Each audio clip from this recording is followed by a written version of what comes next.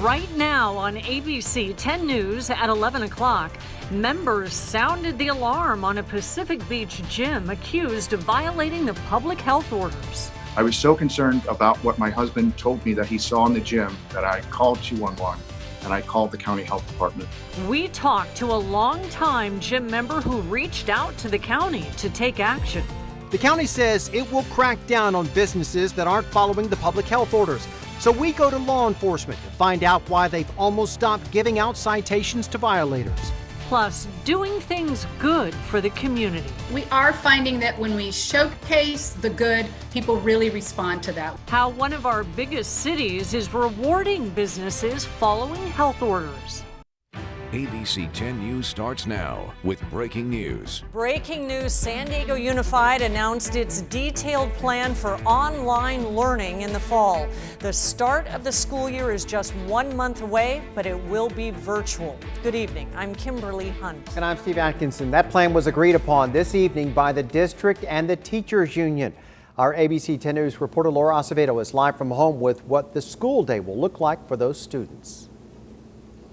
Well, Steve and Kimberly, the district is saying that it will be as similar to a traditional school year as possible. School will start on August 31st, and they say that this plan received input from parents, teachers, and students. Now, let me show you what the district says how it will work. Students will have a 6-hour school day with customized learning experiences for each student. All students will have daily live virtual interaction with their teachers. Learning experiences will be based on student needs and will include daily live online instruction.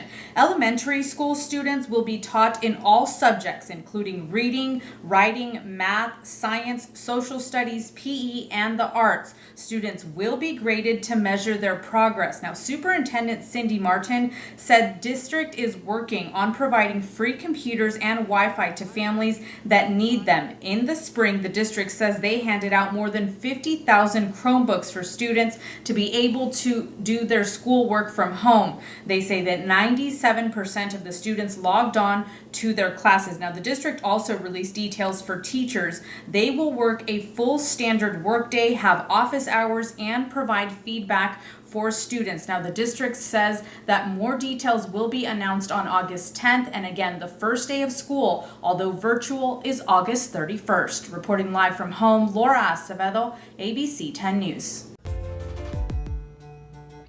I can't believe they stayed open as long as they have and how defiant the owner is. He was a member of a Pacific Beach gym linked to a COVID-19 outbreak. It was shut down earlier this week after the county says it violated public health orders. He tells ABC 10 News reporter Anthony Pura that he was sounding the alarm about the gym for weeks. I'm a severe COVID-19 survivor. I spent 12 days in a coma. I was on a ventilator for 12 days. Troy Cawley doesn't know how he contracted COVID-19, but he was hospitalized on March 24th for 16 days. I still have side effects. I still get winded easily. I still sometimes feel faint for no reason. That's why he and his husband have been raising the alarm about the gym in PB. They've gone there for more than 20 years. The county closed down the gym, saying it was in violation of public health orders.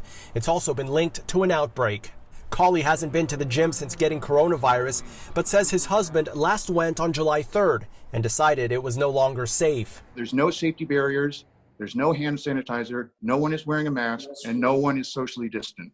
He says they reported the conditions to the 211 website. Then on July 15th, a new public health order took effect, shutting down indoor operations for several businesses, including gyms. But Cawley says the gym stayed open. 10 News took this video July 16th. People could be seen inside the gym through the windows.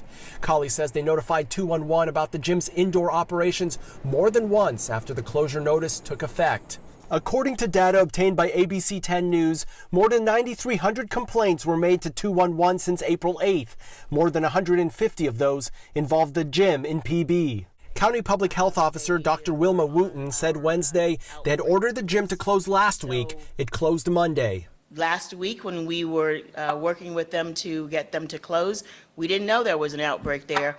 So again, once we get the information, we act as quickly as possible.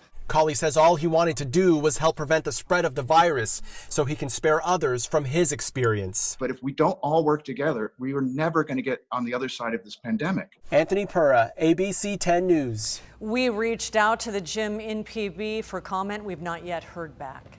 A San Diego hairstylist is suing the governor over closures of indoor salons. Amy Mullins-Boyjak has been cutting hair for children with special needs at her salon called Therapy for the past 8 years. Now, under the current restrictions from the state, salons can only operate outdoors. But Amy says with her clients, it's too dangerous to be outdoors. I have clients that don't have impulse control. They don't have the ability to just sit anywhere and get a haircut. She joined a lawsuit filed against Governor Gavin Newsom back in March. The plaintiff is a landlord of several churches and beauty salons here in San Diego. The lawsuit claims the pandemic-related restrictions have financially crippled businesses deemed non-essential. Here are the local coronavirus numbers. The county reported 381 new cases today, bringing our total to 28,600. There were also 6 new deaths, bringing that total to 558. And the county is preparing a new enforcement squad to crack down on businesses that violate our health orders. As case numbers have spiked, law enforcement has given out less citations than when the pandemic started. We obtained new data showing citations for violating health orders have slowed to a trickle. Our ABC 10 News anchor Derek Stahl went to the San Diego Police Department to find out why. Since the pandemic shutdowns began, San Diego police have issued 168 citations for violations of public health orders. But the data shows 91% of the tickets came in the span of just 1 month, and the numbers have been declining ever since. San Diego police cited 153 people for health order violations in April, 12 in May, 3 in June, and 0 in July. So we asked the department what happened. As these health orders continue to change, it makes it really difficult for law enforcement to really know what is the current health order and what are the guidelines, what are the restrictions. Lieutenant Sean Takeuchi says you have to go back to March. In late March, beaches and parks were shut down, along with all non-essential businesses. So by April, it was easy to spot violators and expect they knew the rules. It was a real black and white area. But then in late May, restrictions eased up. Businesses started reopening, and he says the regulations were less obvious. And when the morphing of the county health rules took effect, we as a police department, we had to understand what the changes were, but more importantly, we had to make sure our community members understood those changes. So we always undertook an effort to educate first. Since then, the public health order has changed several times, at least 3 times in July alone. And he says with each change, the department has to embark on a new education campaign. You've seen the San Diego Police Department really back off on enforcement because we think that the county health officer is really in a better position to ensure compliance of what they've deemed the egregious or the bad actors. I asked County Supervisor Nathan Fletcher if the evolving public health orders were making it tougher on local police. Public health orders do change, as do the rest of the laws that they enforce. And I have confidence that they're able to interpret them and appropriately enforce them, but I can certainly follow up with the San Diego Police Department chief to see if there's any ambiguity or concern. This week, the county announced it would take on a more central role with enforcement, bringing on staff to more rapidly investigate cases like the one at the gym in Pacific Beach. It's also opening a new compliance hotline rather than the existing 211 system, so tipsters can speak directly with a county employee. Derek Stahl, ABC 10 News. Late this afternoon, the county gave us data from 211 showing there had been just under 9,400 complaints about health order violations since April. Those complaints resulted in just a few hundred citations. There were 312 issued by San Diego Police and the Sheriff's Office combined. And a heat wave moving into the county. Meteorologist Angelica Campos is joining us from home. She has a look at the hot spots tonight. Angelica? Hi, Kim. And yes, indeed, a very warm day today for many of our inland communities, also our mountains and deserts. But for the coast, it was actually a pretty comfortable day. The clouds allowed for that cool down to stick around. Temperatures were in the 70s. For tomorrow, we'll go from 94 today in Ramona to over 100 degrees, potentially.